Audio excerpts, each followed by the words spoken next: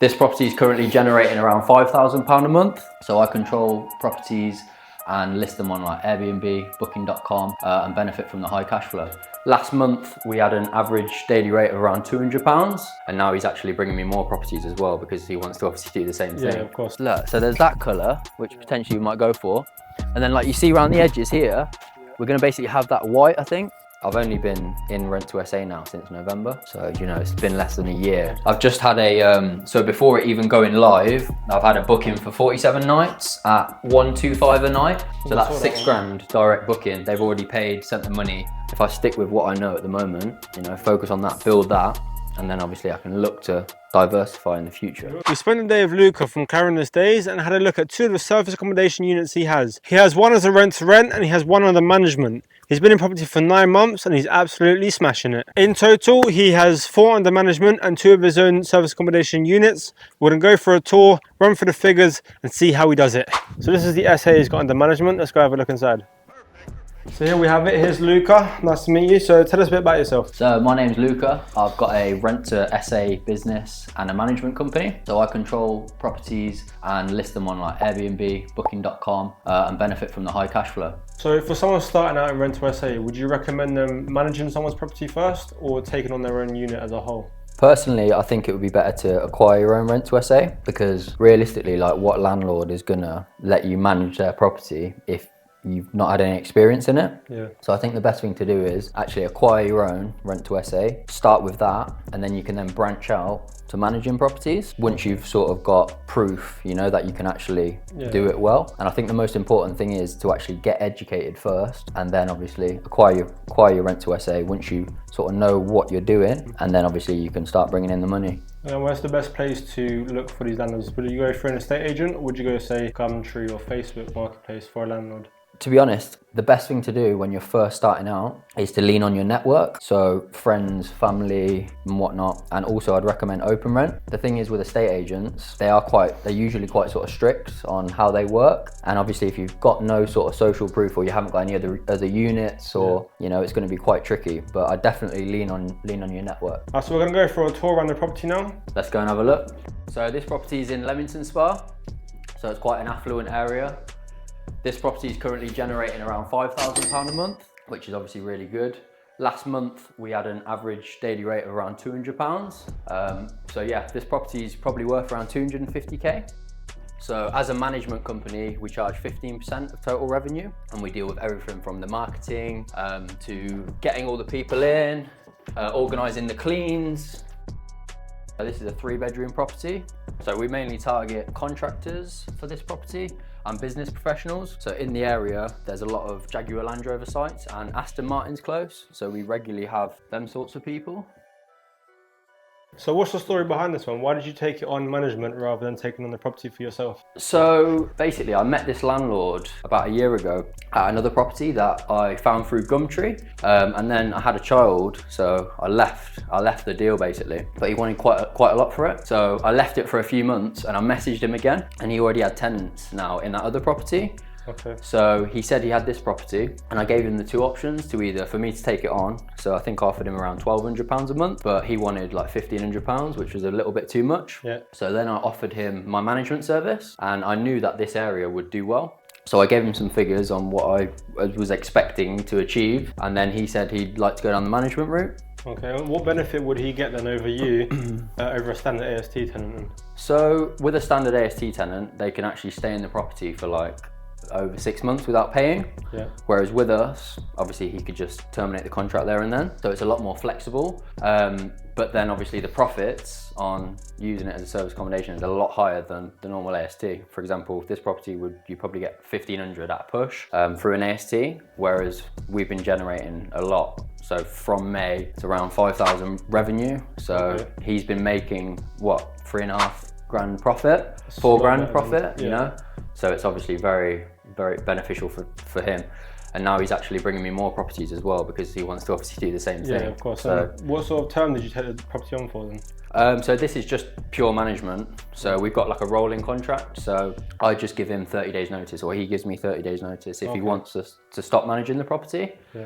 But yeah, normally on any rent to SA deals, we'll do a year break clause, and then depending how much work needs to be done to the property, we'll either agree like a 3-year contract, or if it was fully furnished, you may potentially just do like a year contract. Just sort of what makes sense, you know. For the property, Yeah.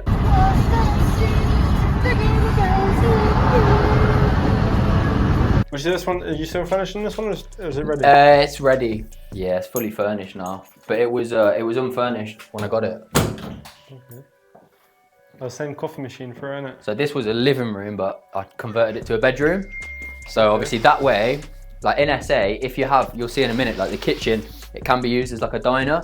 Obviously, if you've got a room like this, you're paying for a 3-bed. You're paying 3-bed rent, but you know what I mean, you're charging nightly rate, 4-bed prices, you know? I think it's similar to like a HMO though, because you don't really need a living room as such. Exactly that, If you have a big enough kitchen, slap a table in the middle, communal area. That's it. So the rent on this is 1,400, but the nightly rate is like minimum at 120 really. Why is the nightly rate so high? Well, just because it's obviously four bedrooms, so realistically... Location play a factor as well? Yeah, so it's 5 minutes from Coventry City Centre, but then you got Birmingham Airport, which is literally 15 minutes down the road.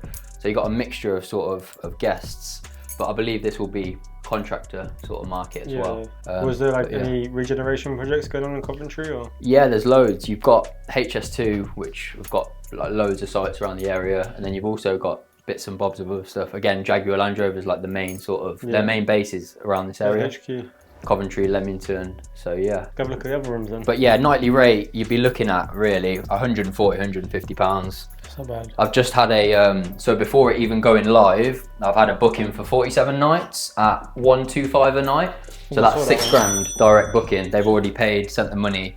So you can't complain really. And I had a week's grace period on this. So this is through a lettings agent. And how long did it take you to turn it around from where it was at to now the finished? This took a week. So I got the keys last Saturday. So yeah, so it took a week. So I was hoping it would take a few days, but because it's obviously a bit bigger than all the other properties I've got, it took a little bit longer. And what did you do to the property? Like, what's different? So everything, so sofa, TV, lights, literally everything, apart from obviously like the kitchen, but all the bits, and I had to bring the fridge in, washing machine's been brought in, so you can imagine what it's been like, you know, for the last week in this heat as well. I've literally been like carrying furniture from the side of the road up them stairs. We've got 8 beds in here in total, so carrying the beds up and down and whatnot. So it's been a graft. So where'd the inspiration come from like sofa, colours maybe? I just always try and stick with like 3 colours really. So like here you've sort of got like green, black and white sort of thing. I think it's important, to sort of stick with like the 3 colours really, because if you start just throwing in loads of different colours, it all just goes a bit mad. I think the green goes well with like the floor and the doors. I'm happy with it, to be fair. Then you've got a little bathroom in here. So this is 1.5 bathrooms. I always say like the more bath and shower rooms you get is better. It's like a lot more desirable. That's why I like that property in Leamington, 4-bed, 4-ensuite. It's like, it's perfect. Nicely done though. So high spec bathroom. Definitely. And the doors. Like I was saying, this is through a lettings agent, so I've built up a pretty good relationship with him. So he keeps bringing me deals now. But the reason why I don't necessarily want to sell them is because what if I sell one of his deals to an investor and then they don't pay the rent or something? You know, it sort of falls back on me. So that's why I'll only sort of sell a deal if I know it's going to achieve. Or you like maybe more know the person on more Exactly. And also one other thing, like my first unit that I took on, it's fairly modern, but like not as modern as this. Like now I'd only take on like units like this. You know, like high quality, like recently refurbished. Like this is literally just had a refurb. So the thing is, you're not going to have as many maintenance problems at all. You know, like with a new shower, new boiler, stuff like that. Like, and that means less maintenance issues for me. And obviously the guests are going to prefer it a lot more. Exactly. No issues with like hot water, cold water. Exactly that. Should you go for zip beds here? So yeah, the zip and link. So so I actually got these beds on my first unit, Super King. If I was to do it again, I wouldn't get Super Kings because they're too big. But in this room, they're all right. But I'd probably say King Max next time. I guess it all depends on the room size though. Exactly. But obviously, if you're using the same one, say you say give this property back in the future, because your contract ends, if you go to another property, you can use the same size beds throughout. Yeah, that's it. I mean, so at another property, the one that's currently got people in, it's got Super King beds, but the rooms are a little bit too small for it, you know, so it's not really utilising the space very well. But yeah, they are obviously, you can put them onto Airbnb as well, so people see that they're Super King. So some people would prefer that, you know. But yeah, they split into 2 singles, or you've got the Super King. So for an average, what would you say is a perfect size bed for a room? Average room, average bed? I'd say just doubles, to be honest. Doubles. But like you said, if it's big enough, like for example in here, it's all right. Yeah. It is, yeah, but it's all about utilising the space as well. Like sometimes if it's too cramped, you know, it doesn't feel, it feels a bit cramped, you know. But this doesn't. What do you try and include in a room? Like, so when the guest walks in, what can they expect? Comfy beds. Beds are all high quality, really good. You got your bedside tables, clothing rail, chest of drawers, mirror. That sort of keep it nice and basic. If you start flooding things, you know, like I said, it'll get a bit cramped again. And this is going to be targeted more at like contractors and you know, people who are only staying for a few months really at a time, so it doesn't need to be mad, you know. Yeah, and for the clothes rail, I've seen some people do it as well. Why do you opt for a clothes rail over a cupboard? So with a cupboard, you got to build the cupboard, which obviously takes time. So that was like 70 quid. Okay. But it's a nice one. It's strong. Yeah. Whereas obviously with a cupboard, with a wardrobe, you're looking at around like 200 quid probably. Okay, so it saves on costs and probably convenience as well. Yeah, it's convenience and sometimes it takes up a lot of space. Like you could put one in there, you'll see in the other room we've got a wardrobe, but the wardrobe I've got in there was actually from storage because I bought it for another property and it didn't fit. Okay. I didn't measure the wardrobe, but this was a while ago when I first started. As you make mistakes and then you learn from them, do you know what I mean? Yeah. So you got another single room in here. So I've took a booking, that 47 night booking, that's for 4 adults and a child. So, but she said she's working from home. So what I'm gonna do is I'm gonna move the bed, put it into storage and put a desk in here for her. Okay. So just, you know, getting that customer service. And then yeah, you got another double room here. So that's the wardrobe that I did buy for another property, but it didn't fit. Just makes sense in this property. You can imagine how heavy that is as well, as in before it was built, like, you know, carrying it around and stuff. So that's another factor as well. It's like, do you really want to be carrying like all them wardrobes every time to move? That's it. The pictures as well bring the room out as well. Yeah, that's it. But in another property, the way we get the beds out is usually through the windows. It's a lot easier. Honestly, you put a ladder up and then just get them out and get them in, rather than sometimes you won't be able to get them down the stairs, you see. So like in another property as well, there was like coat hanging rails. Like on the wall, and we had to like knock them out because we couldn't get the beds up. So you got to think about all these things as well, you know, like how are you going to get the beds up, whatnot. Because some people start out and they build the beds up from scratch, but so after your turn, how are you going to get the beds then back out again? And then for other, because obviously these are massive beds, for another property, say your 3-year term ends, 5-year term, whatever you have, if you then decide to renew the contract, you've then got to now ship everything out, and it's trying to fit everything down a small staircase or through a small window. Yeah, that's it. But no, it's quite nice. You know what I think? It's got quite a nice homely feel as well. Yeah.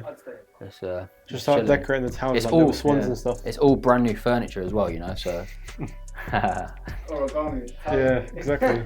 So with this property, what issues have you faced, if any, or was it all just smooth sailing? I've literally I've only had this property for like a week, so yeah, nothing. But anything on the furnishing side? No, not really. No, it's all been pretty smooth, to be honest. It's just been the weather that's been so hot. So I've been here from like 8 AM till like 6, 7 PM, and it's just hot. But other than that, no, I can't complain. Long days, that's about it. Yeah, I can't complain. So Luca, for someone looking to get into rent to SA, what advice can you give a beginner? So first of all, I'd make sure you get education on rent to SA. Yeah. So for example, I did a course through Simon Smith, which was like a 90-day rent to SA roadmap. So that really helped me. So yeah, I'd say to get some sort of education. Obviously don't spend a stupid amount on it, but get something that's gonna give you all the tools and the training you need. So then you can just sort of follow a blueprint, you know, and then, cause that's just gonna make you get units a lot quicker, rather than if you don't have any, obviously training or anything, then you're sort of just winging it. Jumping the deep end. Exactly that, yeah. I guess like if you have the structure with the course, and obviously you learn stuff along the way anyways, the course just gives you that tunnel to follow, and obviously along the way you learn stuff for yourself, but I think that's just the main part of it. Just have the knowledge, and you can obviously not guarantee, but give the landlord peace of mind as well, because you know what you're doing. Exactly. You understand the process, and it's obviously a smooth sailing for the landlord as well. Exactly that. And also, I'd say lean on your network. So and also go out and obviously talk to like estate agents, letting agents, you know, just sort of get around, yeah, communicate with people, tell people what you want to do. I think that can really fast track it. Yeah. So do you believe that the SA market is saturated? I don't think it's saturated if you have high quality units, or if that makes sense. As in Coventry at the moment, there's loads of listings, but a lot of the listings are just low quality ones. I think it's like anything, obviously, if you put your all into it, you're gonna get a lot more out of it. Whereas some people are obviously just listing units, just throwing a bit of furniture in, putting them on Airbnb and thinking they're going to get bookings and whatnot, when it's not the case. Like, it's a review-based business as well. So like, you need to get as many good reviews in as you can. So obviously people can see that you have a good quality unit. And also the photography, that's the most important thing that I believe, is marketing the property. Because people book on what they see at the end of the day, don't they? Yeah, of course. So if you've got your photography on point and you've got a high quality unit, I believe if it's in a city and there's things going on in the area, then you'll do well. So would you recommend hiring a photographer or winging it with your own like iPhone, taking pictures that way? I always hire. I've got my own photographer who comes and does the units. Yeah. I have done it on like iPhones before, but I definitely just recommend getting a photographer. My photographer does it for around £100 a go. So, and all my units are really, like, the photos are bang on. So if you can outsource it, it makes more sense. Definitely outsource it, yeah, because like I said, it's the most important thing in the business is the first thing they'll see is the picture. Exactly that, yeah. So if you don't do that, then you know what I mean. Okay, so the way, in your eyes, and the way to beat the saturation is basically just be the best, market it correctly, and make your unit stand out from the competitors. Definitely, yeah. And the more amenities, the better. And also, like with the Airbnb algorithm, on Airbnb, when you're setting up your listing, you can add things to it. So it'll ask you, okay, has it got a fridge? Has it got a washing machine? The more amenities that you add, the higher your listing will show in the algorithm. Because there's more stuff for the guests to have. Yeah, so if Airbnb likes what you're doing, it will push your property up higher. For example, if you'll give a refund 1 day before check-in, which is obviously a little bit more risky for you, but it's better for Airbnb. They'll bump your algorithm up. If you've got professional photos, they'll bump it up. So it's just the little things that you need, just obviously push your bookings up and obviously just become the best. Exactly that, yeah. And for example, like if somebody searches for a property in Coventry, a 4-bedroom, my properties will be the first ones that come up. And you've got to think, there's probably hundreds of listings in Coventry. So it's just them slight little changes, pushes yours to the top and gets you more bookings in the end. But a lot of people probably don't realise that, you know, but it's so important, because who's going to sit there scrolling all day? If you just see something at the top that looks like the part, then they're going to click on it and they're going to book. I mean, it's the same with Google if you think about it, because every time you search on Google, you go for the first say free, because either they're the most searched for, or you can't be able to scroll. So you sit on the first page, first free, click on them, find what you need, and then go somewhere else. So it's probably the same with Airbnb. The first 3 they'll look at and just decide from that. Exactly that, and that's what I mean by if you don't put all the amenities in on Airbnb, you know, if you just chuck it on Airbnb, no one's going to find your unit, so you're going to fail. So what services do you provide and where can people find you? So as a management company, we either offer a monthly rent to landlords, and with that we cover all maintenance. We rent the property out on Airbnb and booking.com and to our corporate clients. If the landlord would rather more cash flow, we offer a management service. So we charge 15%. We deal with everything from the marketing of the property to getting all the guests in. And we just charge 15% of the monthly revenue. So that can be a more attractive sort of option for landlords who want to take that little bit more risk but want to receive more cash flow. If not, we give them a set rent per month, and then we use our clients in the property. And you want Instagram at all? So Property with Luca, and then the management company is Clarendon Property Solutions, and then the Clarendon Stays, which is for guests. So we hope you enjoyed the video. Unfortunately, we had to cut out a few clips because we had a few technical difficulties with Mike. So we hope you enjoyed the video nonetheless. Make sure you share with your dad, nan, uncle, sister, brother, and stay tuned for the next one. Make sure to follow Luca and follow KBA Properties for more property content.